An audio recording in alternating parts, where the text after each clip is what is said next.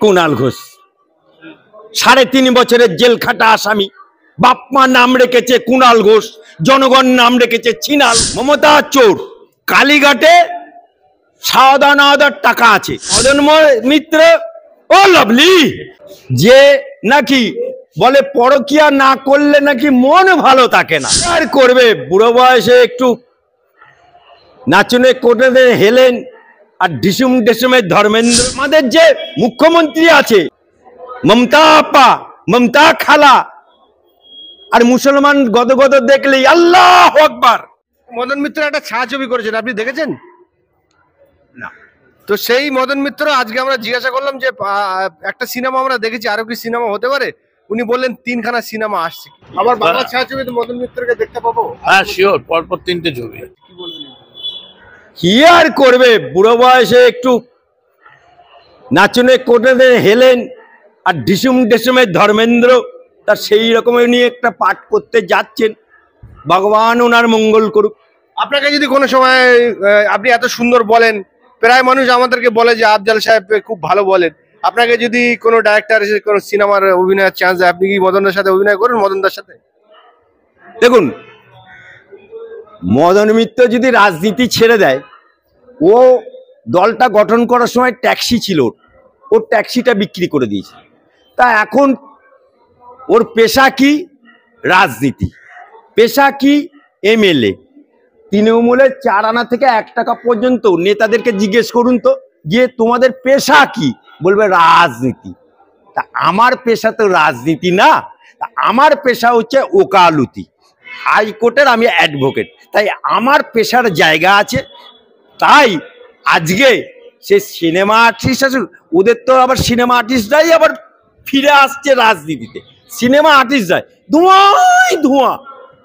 রচনা ব্যানার্জি, তা আবার কাঞ্চন মল্লিক, এইসব লোকগুলো এসছে, অর্থাৎ সিনেমা থেকে ব্যাক করছে। অর্থাৎ সিনেমার বাজার ঢোঢো। 5ই সিনেমা কলকাতার বুকে নাম করা হয়ে গেল বিল্ডিং, বিগ বাজার। তা সিনেমা হলগুলো তো সব বিগ বাজার হয়ে যাচ্ছে। তা সুতরাং সিনেমাতে আমার যাওয়ার ইচ্ছে নেই। শেষ প্রশ্ন করবো, এই যে 6টি উপনির্বাচনে আমরা দেখলাম যে সব জায়গায় রিগিং হচ্ছে, ছাপ্পা হচ্ছে, আমরা বিরোধিতা করছি। এমনকি উপনির্বাচনে মানে মানুষ মরে গেল। সারা রাজ্যে, সারা দেশে ভোট হয় বিধানসভায়, বিভিন্ন রাজ্যে, আমরা কোনো জায়গায় দেখিনি। কিন্তু পশ্চিমবাংলায় উপনির্বাচনে মানুষ মারা গেল। কি বলবেন? বাংলায় নির্বাচন হবে, বোম পড়বে না। বাংলায় নির্বাচন হবে, গুলি হবে না। বাংলায় নির্বাচন হবে, মানুষ মরবে না। এটা হয় নাকি? তাহলে তো মিরাক্কেল হয়ে যাবে। তৃণমূলের জামানায় পঞ্চায়েত নির্বাচন থেকে আরম্ভ করে, বিধানসভা থেকে আরম্ভ করে, লোকসভা থেকে আরম্ভ করে, পৌরসভা পর্যন্ত একটা নির্বাচন দেখাতে পারবেন যে নিরামিষ গেছে? নো। ভাইরিস একই সাথে পাশের রাজ্যে নির্বাচন হলে একটা টিকটিকি মরে না, একটা গরু মরে না, একটা ছাগল মরে না, একটা গিরগিটিও মরে না। আর আমাদের এখানে নির্বাচন হলেই মনে হবে যেন মুসলমান এলাকায় ঈদ হচ্ছে। লেট ধারার দাম, লেট ধারার দাম। বুট জাম করতে হবে, কারণ ওদের নেতারা বলে না, তৃণমূলের নেতারা উন্নয়ন রাস্তায় দাঁড়িয়ে আছে। তা উন্নয়ন এমন রাস্তায় দাঁড়িয়ে আছে যে উপনির্বাচনের সরকার পরিবর্তন হবে না, উপনির্বাচনের সরকার পড়ে যাবে না, উপনির্বাচনে রাষ্ট্রপতি শাসন জারি হবে না, সেখানেও ভোট লুট করতে হচ্ছে। তাই আজকে তৃণমূল সরকারটা টিকে আছে পুলিশ আর কিছু মুসলমান হুলিগান। আমরা 6টি উপনির্বাচন, 6টি কেন্দ্রে উপনির্বাচন হয়েছে, সব জায়গায় আমরা না যেতে পারলে আমরা হাড়োয়ায় গেছিলাম। সেই জায়গায় বিজেপির যিনি প্রার্থী তিনি বলছেন ছাপ্পা হচ্ছে, এবং আইএসএফ এর প্রার্থী তিনি বলছেন ছাপ্পা হয়ে যে ভোট তবু পেয়েছি সেগুলো আবার গণনা কেন্দ্রেও কারচুপি হতে পারে। কি বলবেন? তৃণমূলের জামানায় সব সম্ভব। আর আমাদের যে মুখ্যমন্ত্রী আছে মমতা আপা, মমতা খালা, আর মুসলমান গদগদ দেখলেই আল্লাহু আকবার। সে পারে না এমন কোনো কাজ নেই। কাঁচা মাছে পোকা ফেলে দেবার মেয়ে।